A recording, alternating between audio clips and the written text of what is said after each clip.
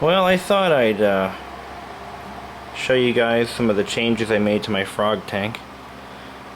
There's Leela right there, just enjoying the water.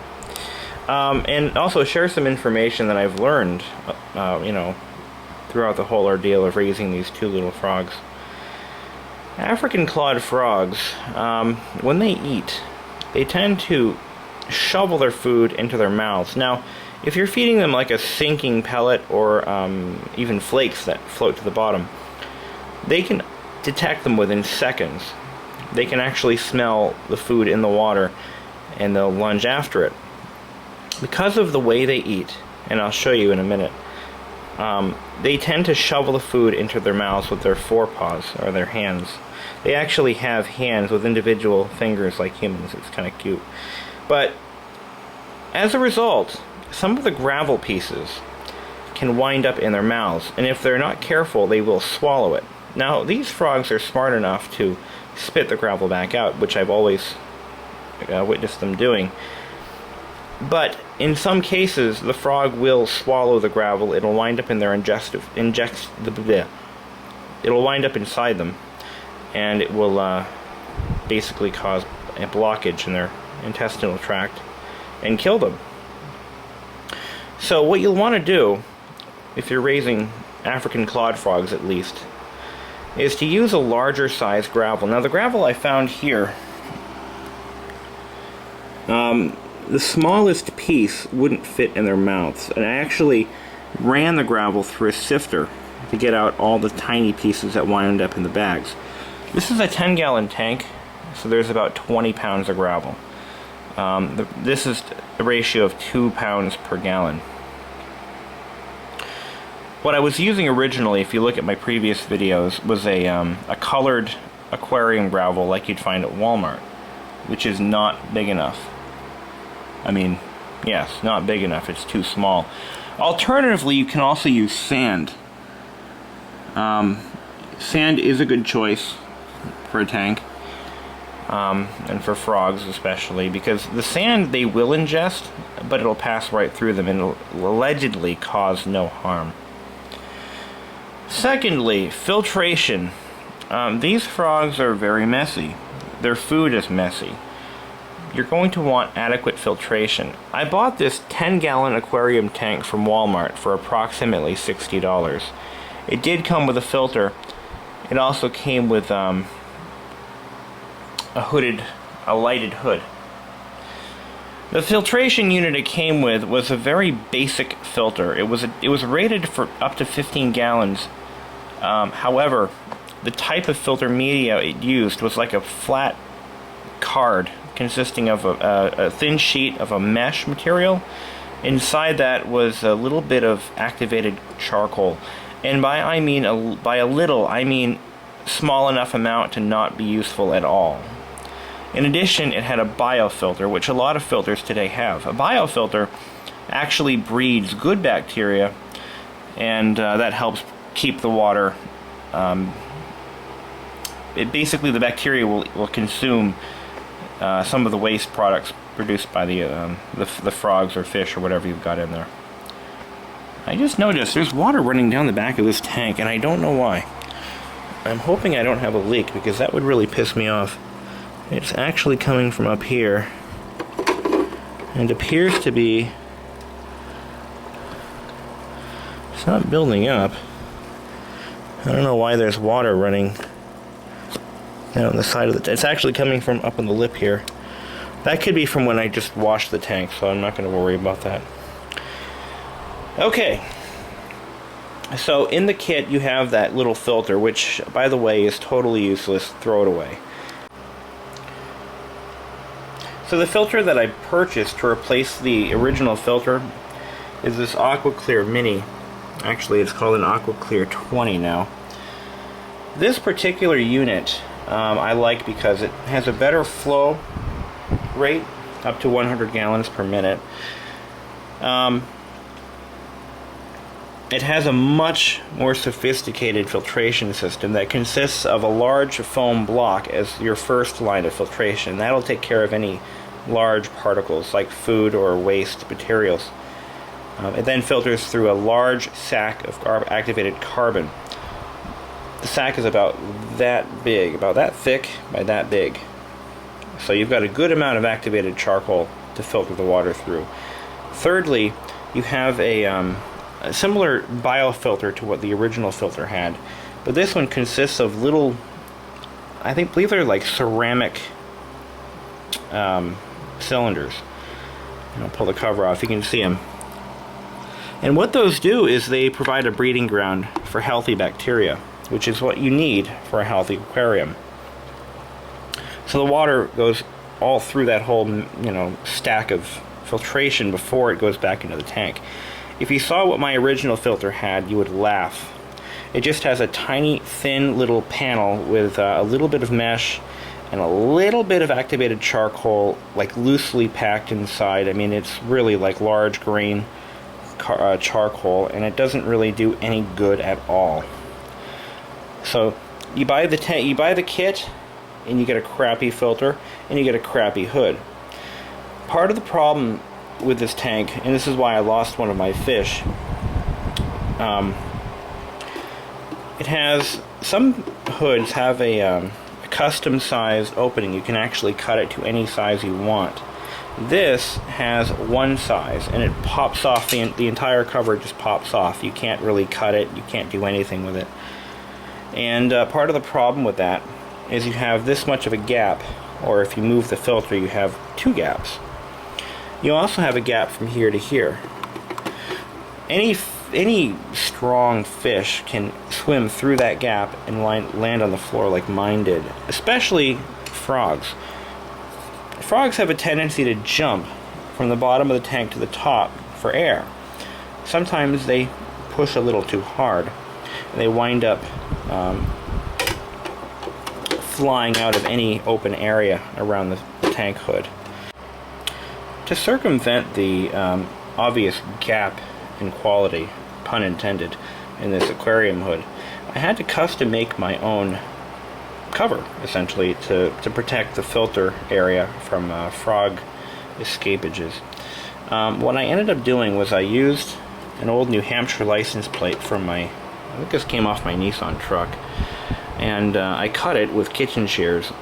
I couldn't find my tin snips, but luckily these aluminum plates are so cheaply made that you can just cut right through them like butter with kitchen shears, because kitchen shears are pretty durable and they're actually serrated. So they did a very clean job, and then I sanded off the edges with a little bit of sandpaper and took some pliers and I rolled the edges on here so that it has a place to grip to on the tank. And with the old filter I actually had to notch out right here to fit the tube that stuck out, but the new filter doesn't have that, so I was able to put it back, and it fits like a glove. Luckily this new filter is the same size as the old filter, like width-wise, so I didn't have to make any changes to it. But at least the frogs can't get out now, and everybody's safe and secure until I get a new tank. Now when I get a new tank, I'm probably going to do a power head, and I'm going to get one with a stand and everything. I'm going to try to find a used one because they're so damn expensive new. A new tank is like $300 if you get the stand and everything with it, plus the power head, plus the heating unit, plus all that happy stuff. So anyway, there you go.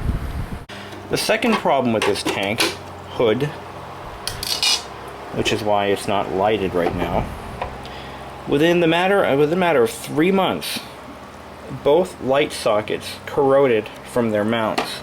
Actually, only one of them did. This one's still intact. But this socket here corroded from the mount, and my bulb and the socket landed in the tank. Are you freaking kidding me? That's exactly what happened. Now, not only is that a potential electrocution hazard because you've got all these exposed connectors in there, it's also just plain stupid. This hood is so ridiculously cheaply made. One socket still works, but I erred on the side of caution and I cut the cord off. My plan is to buy a bigger tank, and This filter is only a stopgap measure until I get a bigger tank, because the bigger tank is going to need a bigger filter. This only does up to 20 gallons. So I'm going to probably buy like a 30 or 40 gallon tank, just so the frogs have room to grow. And here's little Reptar. This brings me to my third topic of this video, food. This is little Reptar. He's a cute little frog. I think he's a male. I don't know for sure. See, that's what they do when they get it. When they need air, they surface. Now, Reptar hasn't been eating lately. At least not what he used to. This little guy or girl, I think is a female. See the tail? I think she's a she. And that's Leela. Leela, because she has one eye, as I mentioned previously in a video. Leela will eat anything I put in front of her. I could put a television remote and she'd try to ingest it if she could. But little Reptar here, he hasn't been eating. But what I feed them is Reptomin. This was recommended by a couple of websites and one of the pet shops I visited. Reptomin is it's for aquatic turtles, newts, and frogs. But what it is, it actually tells you here. The ingredients. I'll try to read them to you here. It basically contains fish meal, corn flour, shrimp meal, wheat, so there's a little bit of protein there. Potato protein, dehulled soybean meal, soybean oil, monobasic calcium inositol, etc. There's also vitamins and minerals and all that stuff. So this is basically a dried meat product, which is great for frogs because they are somewhat carnivores. And when they soften in the water, they're very easy for the frog to swallow and chew. So this is what I've been feeding them as a staple diet. And it's been working out okay until this little guy stopped eating, and I don't know why. I think he's either sick or he's fasting, one or the other. And they do fast periodically, so that could be the case. But anyway, one of the websites I visited recommended something that I'm going to recommend to you guys. These are frozen bloodworms, as the title suggests, and they're little packets of bloodworms. Now, this isn't something you're going to want to feed your frogs on a daily basis. They're very high in fat. They're basically like a snack to these little guys. And even though Reptar wouldn't swallow the pellets, I put some of these in there, and he went nuts. Ate every single one I gave him. You want to give, if it's a single frog like that, you're going to want to do half a cube.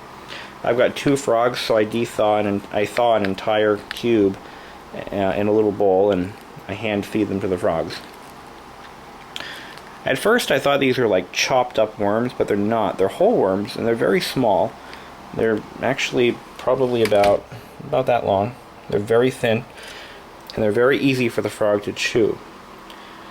They provide a lot of nutrients that the frogs need, and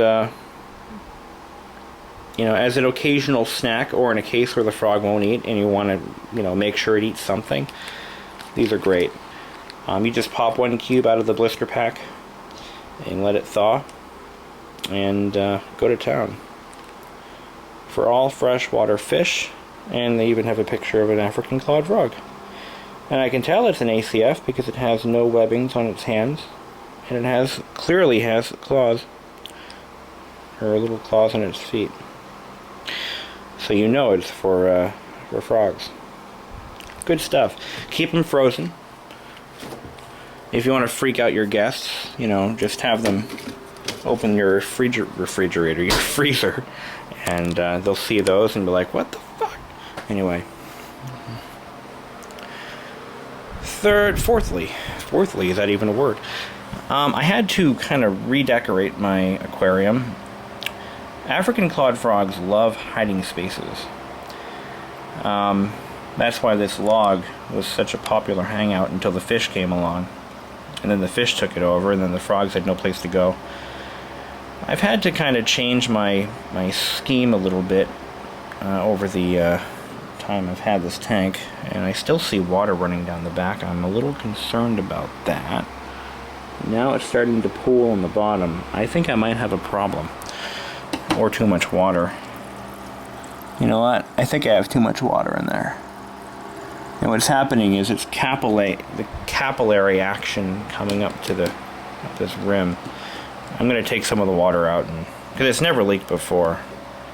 And if it did leak now, that would really upset me greatly. Anyway, because the frogs are bottom dwellers, they don't really swim or anything. They float up for air, that's about it. But they like to have places to walk around and lunge towards. Having too many decorations in your aquarium is a problem, because they run into them, and I'm sure it's not, good for them. So I removed 2 plants that I had in here. They were fake plants, and for a good reason, by the way. One of the plants was sharp, and little reptar here cut one of his webbings on that plant, so I had to get rid of it. I had a Volkswagen car in here at one point, and that was working out fine until somebody got caught under the dashboard. Luckily I was here to rescue him. I think that was Reptar, and that had to go. So I got these SpongeBob decorations. These provide a great hiding spot, and Reptar for a while was spending some time hanging out the window of this little pineapple. Like, he would stick his head out the window. It was kind of cute. I like that. That's funny. But and the log, they love that log. They spend a lot of time in there now that the fish is gone. So we've covered gravel, we've covered feeding, we've covered filtration. Another thing I want to mention is air. You don't want too much of it. Sometimes the frogs can become bloated if they ingest too much air. So you want to kind of keep that to a minimum. What I did is I installed a bubble screen, which is a semi-perforated tube that runs under the gravel, and it provides, bubbles here and there. But you don't want to go more than that. I think that might be excessive, to be honest with you. Water temperature. You want to keep it around 70 degrees. Right now it is pushing 80. But there's not much I can do about that at this point. I mean, it's ambient temperature, the heater's off, there's not much I can do about that. The heater is regulated at 70 degrees. So, above 70 it doesn't kick on. I think that just about covers it. Okay, till then.